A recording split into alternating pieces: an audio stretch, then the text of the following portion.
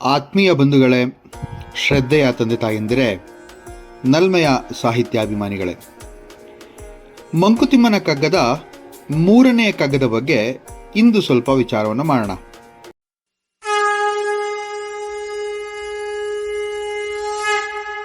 ಇಹುದೋ ಇಲ್ಲವೋ ತಿಳಿಯಗೊಡದೊಂದು ವಸ್ತು ನಿಜ, ಮಹಿಮೆಯಿಂಜಗವಾಗಿ ಜೀವವೇಷದಲ್ಲಿ ವಿಹರಿಪುದದೊಳ್ಳಿತೆಂಬುದು ನಿಸದವಾದೊಡ, ಗಹನ ತತ್ವಕ್ಕೆ ಶರಣು ಮಂಕುತಿಮ್ಮ.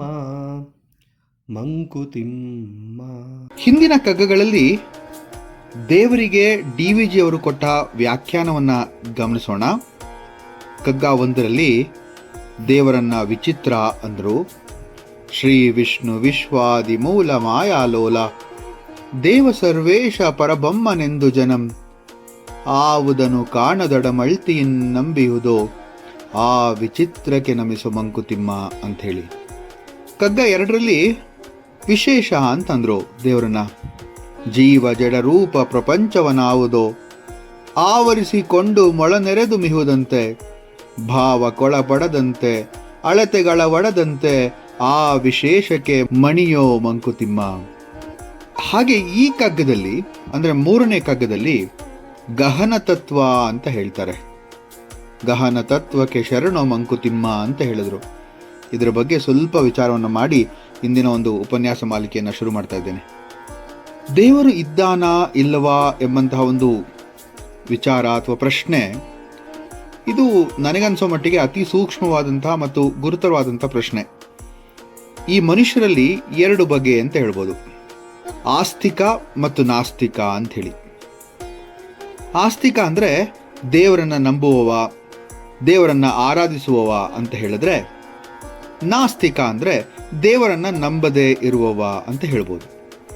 ದೇವರು ಇದ್ದಾನೆ ಅನ್ನೋದಾದರೆ ಅವನಿಗೆ ನಾನಾ ಹೆಸರು, ನಾನಾ ರೂಪ, ಪ್ರತಿಮೆ, ಆಚಾರ, ವಿಚಾರ, ಭಕ್ತಿ, ನಾನಾ ವಿಧವಾದಂತಹ ಪೂಜೆ, ವಿಧಾನಗಳು, ತಂತ್ರಗಳು, ಮಂತ್ರಗಳು, ಸಂಪ್ರದಾಯಗಳು, ಅಬ್ಬಬ್ಬ ಎಷ್ಟೊಂದಿದೆ. ಇಲ್ಲ ಅಂದಾಗ ಇದೆಲ್ಲದರ ಗೊಡವೆನೇ ಇಲ್ಲ. ನಂಬಿಕೆ ಎನ್ನುವುದು ಅವರವರ ವಿವೇಚನೆಗೆ ಬಿಟ್ಟಿದ್ದು. ಈ ಅನಾದಿ ಕಾಲದಿಂದಲೂ ಕೂಡ ನಾಸ್ತಿಕರು ಇದ್ದಾರೆ. ಈಗ ನೆನ್ನೆ ಬಂದಂಥವರಲ್ಲ ಇವರು. ಆದರೆ ಈ ಅನಾದಿ ಕಾಲದಿಂದಲೂ ಕೂಡ ಆ ನಾಸ್ತಿಕರು ಅಥವಾ ಆ ನಾಸ್ತಿಕರನ್ನು ನಾವು ಯಾವತ್ತೂ ಕಡೆಗಣಿಸಿಲ್ಲ. ನಮ್ಮ ಸಂಸ್ಕೃತಿ ಅವರನ್ನು ದ್ವೇಷಿಸಿಲ್ಲ, ಧಿಕ್ಕರಿಸಿಲ್ಲ, ತಿರಸ್ಕರಿಸಿಲ್ಲ. ಚಾರ್ವಾಕ ಎಂಬಾತ ತನ್ನ ನಾಸ್ತಿಕತ್ವವನ್ನು ಮೆರೆದಾಗ ಅವನನ್ನು ನಮ್ಮ ಸಮಾಜ ದೂಷಿಸಲಿಲ್ಲ ಅಲ್ವಾ, ದೂರ ಇಡಲಿಲ್ಲ ಅಲ್ವಾ, ದಂಡಿಸಲಿಲ್ಲ ಅಲ್ವಾ. ಅದೆಲ್ಲ ಬಿಟ್ಟು ಅವನನ್ನು ಚಾರ್ವಾಕ ಮುನಿ ಅಂಥೇಳಿ ಅವನಿಗೆ ಒಂದು ಗೌರವವನ್ನು ಕೊಟ್ವಿ, ಆರಾಧಿಸಿದ್ವಿ. ಚಾರ್ವಾಕ ಹೇಳ್ತಾನಲ್ವಾ, ನೀವೆಲ್ಲರೂ ಕೇಳಿರಬೇಕು ಚಾರ್ವಾಕ ದರ್ಶನದಲ್ಲಿ ಆತ ಹೇಳೋದನ್ನ, ಯಾವಜ್ಜೀವೇತ್ ಸುಖಂಜೀವೇತ್ ಭಸ್ಮಿ ದೇಹಸ್ಯ ಭೂತಸ್ಯ ಆಗಮನಂ ಕೃತಃ, ತಸ್ಮಾತ್ ಋಣಂ ಕೃತ್ವಾ ಘೃತಂ ಪಿಬೇತ್, ತ್ರಯೋ ವೇದಸ್ಯ ಕರ್ತಾರೋ ಭಂಡ ಧೂರ್ತ ನಿಶಾಚರ ಅಂತ ಹೇಳ್ತಾರೆ. ಎಷ್ಟು ಚೆನ್ನಾಗಿ ಹೇಳಿದ್ರು ನೋಡಿ. ಈ ದೇಹ ಒಂದ್ಸತಿ ಸಿಕ್ಕಿರೋದಷ್ಟೇ. ಈ ದೇಹ ಹೋದ್ಮೇಲೆ ಭಸ್ಮವಾಗುವಂಥ ದೇಹ ಇದು. ಭಸ್ಮಿ ದೇಹಸ್ಯ ಭೂತಸ್ಯ. ಈ ಭಸ್ಮವಾಗುವಂಥ ದೇಹ ಇರುವಾಗ ತುಂಬ ಸುಖವಾಗಿ ಸಂತೋಷವಾಗಿ ಇಟ್ಕೋಬೇಕು ಅಂತ ಹೇಳ್ತಾನೆ ಚಾರ್ವಾಕ. ಇನ್ನೊಂದು ಹೇಳ್ಬಿಟ್ರು ಮುಂದಕ್ಕೆ, ತ್ರಯೋ ವೇದಸ್ಯ ಕರ್ತಾರೋ. ಈ 3 ವೇದಗಳು ಹೇಳೋರು ಅವರೆಲ್ಲ ಯಾರು? ಭಂಡರು, ಧೂರ್ತರು, ನಿಶಾಚರರು ಅಂತ ಹೇಳ್ಬಿಟ್ರು. ಇದಕ್ಕಿಂತ ನಾಸ್ತಿಕತ್ವದ ಒಂದು ಪ್ರತಿಪಾದನೆ ಬೇರೊಂದಿಲ್ಲ ಅಂತ ಹೇಳ್ಬೋದು. ಈ ಚಾರ್ವಾಕ ನಾಸ್ತಿಕ ವೇದ ಬಾಹ್ಯದ ಪ್ರತಿಪಾದಕ. ಈತ ಬೃಹಸ್ಪತಿಯ ಶಿಷ್ಯ ಅಂತ ಕೂಡ ಹೇಳೋದಿದೆ. ಬೃಹಸ್ಪತಿ ಕೂಡ ನಾಸ್ತಿಕ ಮತದ ಪ್ರವರ್ತಕ. ಆತನನ್ನು ನಾವು ದೂಷಿಸಲಿಲ್ಲ ಅಲ್ವಾ, ದೂರ ಇಟ್ಟಿದ್ದೇವಾ? ಇಲ್ಲ. ಬೃಹಸ್ಪತಿಯ ಜ್ಞಾನವನ್ನ ಮತ್ತು ತರ್ಕವನ್ನ ಮೆಚ್ಚಿದ್ವಿ. ಅವನನ್ನ ಬಹಳ ಒಂದು ಶ್ರೇಷ್ಠವಾದಂತಹ ಒಂದು ಋಷಿಯ ಪದವಿಯನ್ನು ಕೂಡ ಕೊಟ್ವಿ. ಇಹುದೋ ಇಲ್ಲವೋ ತಿಳಿಯಗೊಡದೊಂದು ವಸ್ತು ನಿಜ ಅಂತ ಹೇಳ್ತಾರೆ DVG ಅವರು. ಇದೆಯೋ ಇಲ್ಲವೋ ಗೊತ್ತಿಲ್ಲ, ತಿಳಿವಳಿಕೆಗೆ ಅದು ಬರುವಂಥದ್ದಲ್ಲ. ಮಹಿಮೆಯಿಂ ಜಗವಾಗಿ ಜೀವ ವೇಷದಲ್ಲಿ ಅಂತ ಹೇಳಿದ್ರು. ಹಿಂದಿನ ಒಂದು ಉಪನ್ಯಾಸ ಮಾಲಿಕೆಗಳಲ್ಲಿ ಹೇಳಿದ್ದೆ ನಾನು, ದೇವರಿಗೆ ಕಾರ್ಯವಾದರೆ ನಮಗೆ ಲೀಲೆ ಅಂತ ಹೇಳಿ, ಆತನ ಮಹಿಮೆಯಿಂದಲೇ ನಾವಿರುವಂಥದ್ದು ಅಂತ. ಅಮರಕೋಶದಲ್ಲಿ ಮಹಿಮೆಯ ಅರ್ಥ ಹೇಗಿದೆ ಅಂತ ಹೇಳ್ತೀನಿ ಒಂದು ಸ್ವಲ್ಪ ಕೇಳಿ.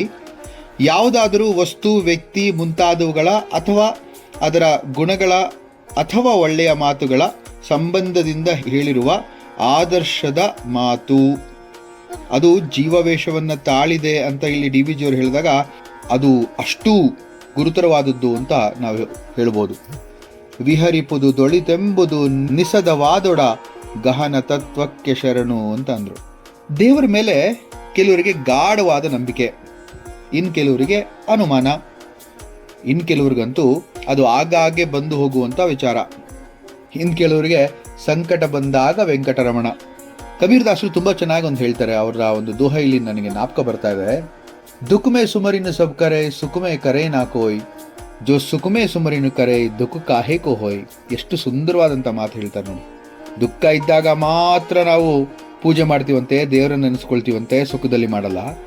ಆದರೆ ಆ ಕಬೀರ್ ಹೇಳ್ತಾರೆ, ಅರೆ ಸುಖ ಇದ್ದಾಗ ಮಾಡ್ಬಿಡ್ರಯ್ಯ, ದೇವರನ್ನ ನೆನೆಸ್ಕೊಳ್ಳಿ, ದೇವರ ಉಪಾಸನೆಯನ್ನು ಮಾಡಿ, ನಿಮಗೆ ದುಃಖ ಯಾಕೆ ಬರುತ್ತೆ ಅವಾಗ ಅಂತ ಹೇಳಿ. ನೋಡಿ, ದೇವರ ಮೇಲೆ ಇನ್ನೂ ಕೆಲವರಿಗೆ ತೋರ್ಪಡಿಕೆ, ಕೆಲವರಿಗೆ ಮಾತ್ರ ಆಂತರ್ಯದ ಶುದ್ಧ ಭಕ್ತಿ ಅಂತ ಹೇಳ್ಬೋದು. ಈ ಸೃಷ್ಟಿಯನ್ನು ಪ್ರಚುರಪಡಿಸುವ, ಸಲಹುವ ಆ ಅಗೋಚರವಾದಂತಹ ರಹಸ್ಯಮಯವಾದಂತಹ ವಸ್ತುವಿಗೆ ಶರಣೆನ್ರಪ್ಪ ಅಂಥೇಳಿ ಹೇಳ್ತಾ ಇದ್ದಾರೆ ನಮ್ಮ DVG ಅವರು. DVG ಅವರು ಅವರೇ ಒಂದು ಕಡೆ ಹೇಳ್ತಾರೆ ನೋಡಿ, ಜಗವ ಸೃಷ್ಟಿಸಿ ಗತಿ ಸೂತ್ರವನ್ನಾಡಿಸಿ. ನೋಡಿ ಎಷ್ಟು ಚೆನ್ನಾಗಿದೆ. ನೋಡಿ, ಇಲ್ಲಿ ಇನ್ನೊಂದು ಸುಂದರವಾದಂತಹ ಕಗ್ಗವನ್ನ ಹೇಳ್ತಾರೆ. ನಂಬು ದೇವರ ನಂಬು ನಂಬೆನ್ನುವುದು ಲೋಕ, ಕಂಬನಿಯ ನಿಡುವ ಜನ ನಂಬಲೊಲ್ಲದರೇನು, ಹಂಬಲನೆ ತೊರೆದಂಗೆ ನಂಬಿಕೆಯ ಹಂಗೇಕೆ, ತುಂಬು ವಿರತಿಯ ಮನದಿ ಮಂಕುತಿಮ್ಮ ಅಂತ ಅವರೇ ಹೇಳಿದ್ದಾರೆ. ಎಷ್ಟು ಸುಂದರವಾದಂತಹ ಮಾತನ್ನ ಇಲ್ಲಿ ಹೇಳ್ತಾರೆ ಅಂತಂದ್ರೆ, ವಿಹರಿಪುದು ಅಂತ ಹೇಳಿದ್ರು, ಅಂದ್ರೆ ವಿಹರಿಸುವುದು ಅಂತ ಅರ್ಥ. ಅಂದ್ರೆ ಆಗಾಗ ಬಂದು ಹೋಗುವಂಥದ್ದು, ಚಲಿಸುವಂಥದ್ದು, ಮನಸ್ಸಿನಲ್ಲಾಗ್ಬೋದು ಅಥವಾ ಭೌತಿಕವಾಗಬಹುದು. ಈ ಜಗತ್ತಿನಲ್ಲಿ ಪ್ರತಿಯೊಂದು ವಸ್ತುವು ಕೂಡ ಆ ಭಗವಂತನ ಒಂದು ಸೃಷ್ಟಿ ಅನ್ನೋದೇ ಆದರೆ, ಆ ಭಗವಂತನ ಅನುಗ್ರಹವಿಲ್ಲದೆ ಈ ಸೃಷ್ಟಿಯಲ್ಲಿ ಇರ್ತಕ್ಕಂತಹ ಯಾವುದೂ ಕೂಡ ತನ್ನ ಕಾರ್ಯವನ್ನು ಮಾಡಲ್ಲ ಅಂತ ಹೇಳ್ಬೋದು. ತೇನವಿನ ತೃಣವಪಿ ನ ಚಲತಿ ಅಂತ ಹೇಳಿದೆ ಅಲ್ವಾ.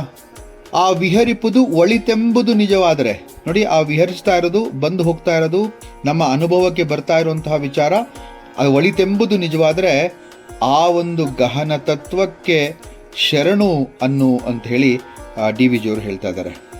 ಗಹನ ತತ್ವ ಅಂದ್ರೇನು ಅಂತ ಒಂದು ಸ್ವಲ್ಪ ಯೋಚನೆ ಮಾಡೋಣ.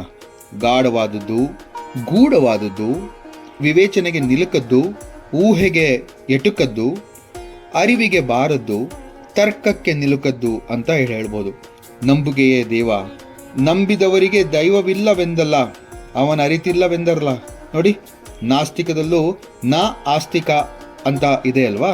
ನಾನು ದೇವರನ್ನ ನಂಬುದಿಲ್ಲ ಅಂತ ಯಾರಾದರೂ ಹೇಳಿದ್ರೆ, ಅವನು ಹೇಳ್ತಿರೋಂತಹ ಒಂದು ಆ ವಾಕ್ಯದಲ್ಲಿ ದೇವರು ಎಂಬವನಿದ್ದಾನೆ, ಆದರೆ ನಾನು ಅವನನ್ನು ನಂಬಲ್ಲ ಅನ್ನೋದೇ ಅಲ್ವಾ ಅದರ ಅರ್ಥ.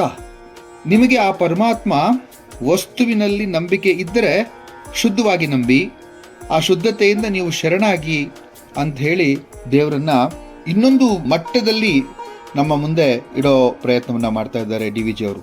ಅದ್ಭುತವಾದಂತಹ ಈ ಕಗ್ಗ, ಇದರ ಅರ್ಥ ಗಾಂಭೀರ್ಯವನ್ನು ತಿಳಿಯುವಂತಹ ಪ್ರಯತ್ನವೇ ಒಂದು ಬಹಳ ಸುಂದರ ಅಂತ ಅನಿಸುತ್ತೆ.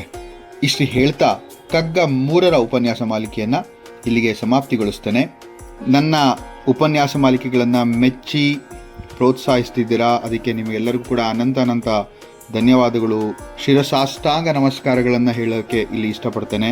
ದಯವಿಟ್ಟು ನಿಮ್ಮ ಅನಿಸಿಕೆಗಳನ್ನು ಕಾಮೆಂಟ್ ಸೆಕ್ಷನಲ್ಲಿ ಹಾಕಿ. ಇಷ್ಟನ್ನು ಹೇಳ್ತಾ ಈ ಒಂದು ಮಾಲಿಕೆಯನ್ನು ಇಲ್ಲಿಗೆ ಸಮಾಪ್ತಿಗೊಳಿಸ್ತೇನೆ. ನಮಸ್ಕಾರ.